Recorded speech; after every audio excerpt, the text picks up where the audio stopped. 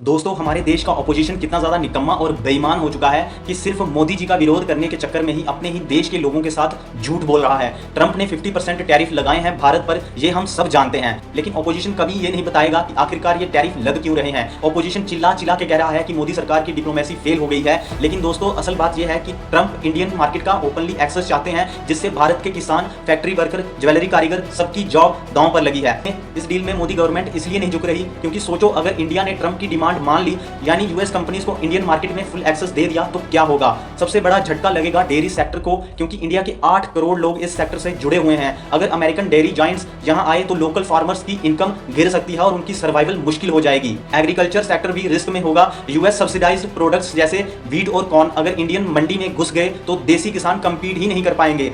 40 करोड़ लोग एग्रीकल्चर से डायरेक्टली और इनडायरेक्टली जुड़े हुए हैं। और वहीं मेडिकल डिवाइस मार्केट की अगर बात करें तो यहाँ इंडिया ने अभी अफोर्डेबल प्रोडक्ट्स डेवलप किए हैं, वहीं यूएस जायंट्स आकर के मोनोपोली बनाने की कोशिश करेंगे, यानी हेल्थ केयर कॉस्ट बढ़ने का फुल चांस है। ई कॉमर्स सेक्टर भी यहाँ पे खतरे में है, जहाँ फ्लिपकार्ट और रिलायंस जैसे देसी प्लेयर्स हैं, उन्हें अमेजॉन और वॉलमार्ट जैसे जायंट्स इजिली डोमिनेट कर सकते हैं, जो ऑलरेडी लॉबिंग कर रहे हैं। और हाँ, एक और सेक्टर जेम्स और ज्वेलरी का, जो $40 बिलियन से ज्यादा एक्सपोर्ट करता है और 50 लाख लोगों को जॉब देता है। अगर यूएस टैरिफ हाई रहा या मार्केट छिन गया तो ये सेक्टर भी कोलैप्स की तरफ जा सकता है।